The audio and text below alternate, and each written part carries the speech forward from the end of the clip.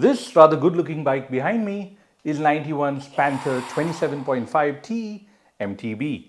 The 27.5 stands for the 27.5-inch wheels, and today we're going to be taking a look at the unboxing, the assembly, and I'll share my first impressions with you. I'll be doing a more in-depth review in a couple of weeks. Now, I normally ride more advanced bikes on this channel, but 91 sent me this bike for review, and I thought it would be a good opportunity to show you that you don't need an expensive bike to do quite a bit of the adventuring that normally happens on this channel. I'm also looking forward to seeing how it performs on the trails. Compared to my Cross Hybrid 29er, this is my first proper MTB, and the 27.5-inch wheels are supposed to make it easier to handle and more maneuverable. So let's begin. The bike was delivered in exactly 1 week, and I chose to have it assembled by a technician who visited a couple of days later. As you can see, the bike is mostly assembled, with a few parts being provided in a separate box. When buying the bike, you can choose to buy accessories like mudguards or a bottle cage, for instance, but they do provide a stand, spanner, and a few Allen keys, all you should need to assemble the bike. Now, anyone with a basic understanding of cycles will be able to put the bike together, but as you'll soon see, you may need more than a basic understanding to get it working right. During assembly, keep as much of the wrapping on as possible. Helps protect the bike against scratches as you tool around with it. The handle, seat post and seat are pretty easy to install. Next, we move to the rear derailleur adjustment, and you can see that it's so bent that it's actually touching the spokes. This is likely to have happened during transport, even though the box didn't look damaged at all. The mechanic has to bend it outwards by hand to allow the wheel to turn. Pedals are marked left and right, and the left pedal must be tightened in the opposite direction. If you get this wrong, you're likely to damage your crank arms and your pedals will just fall off mid-bike ride. So if you're doing this yourself, go watch a video on this first. On now to the front wheel. Looking at the spec sheet, I wasn't quite expecting a quick release at the front, but I'm really glad they did provide one. Here the disc is rubbing the pads. Caliper adjustment didn't fix this as the rotor was slightly bent.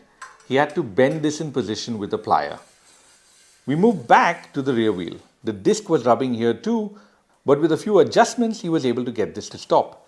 There was quite a bit of tinkering required to get the rear derailleur shifting right, but he did appear to get it working well in the end. This is why I said it would take more than just being able to put the bike together to get it working well.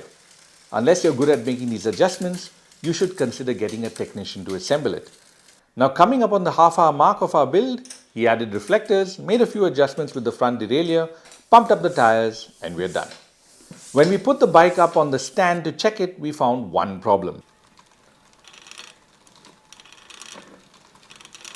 The chain was rubbing against the front derailleur when in the lowest gear combination.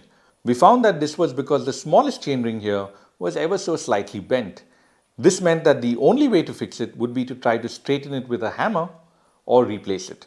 I told him I'd take this up with the company. So let's recap. The bent rear derailleur cage and the bent disc, those were resolved by their technician on the spot. For the bent chain rings, I contacted 91 Cares and they got back to me in a day. They're sending me a new crank which will be replaced by their technician right here at home. They told me that it's not common to receive a damaged bike, and getting a bike with 3 issues like I did was very rare indeed.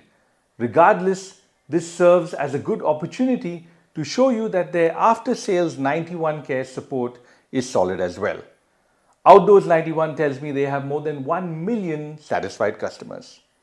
Let's talk about the bike itself. As I said earlier, it looks pretty good, far better than I expected. These are apparently water decals. The designs are crisp and high quality. How will they stand the test of time and wear?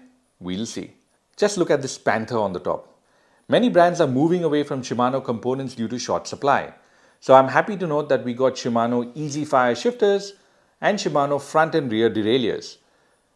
There's a zoom fork with 60 mm of travel, which I think is a bit on the lower side for an MTB. Jack 7 mechanical disc brakes, a NECO threadless headset, sealed cartridge bottom bracket, and very capable looking DSI Nylon tyres. These are all decent entry-level brands, so don't expect the world from them, but they're sure to perform better than generic components. The frame is TIG welded steel, so sturdy but on the heavier side, taking the weight of the entire bike to 17.4 kilos. The frame comes with a lifetime warranty. The rest of the bike, like the seat and seat post, the chain rings, cranks, handlebars, etc., are generic bits which I'll leave for the review. You can visit the 91 website to find out more. So now let's talk price. This bike costs 21,600 rupees and it's at the entry level of their MTBs. There are two models that are cheaper, the Krypton and the Viper. Now as you go to the next level, the biggest change is that the steel frame changes to an alloy frame. You get alloy handlebars as well, resulting in a bike that's a whole 2 kilos lighter. They also include an 80 suspension fork. At the next level, the rear derailleur, that changes from Tourney to Acera. And at the next level, I think that's the topmost model, the Invictus, you get an 8-speed rear derailleur, internal cabling, and a 100 Sun Tour fork. Now there are 29-inch versions of some of these models. The specs are more or less the same. Of course, the biggest change is that they have got 29-inch wheels. The bikes are a little heavier and they cost about 1 or 2,000 rupees more than the 27.5-inch versions. Now you can buy these bikes on their site. There are several payment options, including a couple of options for no-cost EMIs. Now I will be releasing an in-depth review in a couple of weeks, so make sure you come back to the channel to check that out. I said something about not needing an expensive bike to go adventuring, right? Go watch 91's playlist on bike packing from Manali to Leh using exactly this bike, a Panther 27.5T.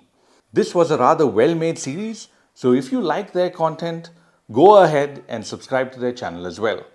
Until next time, ride safe.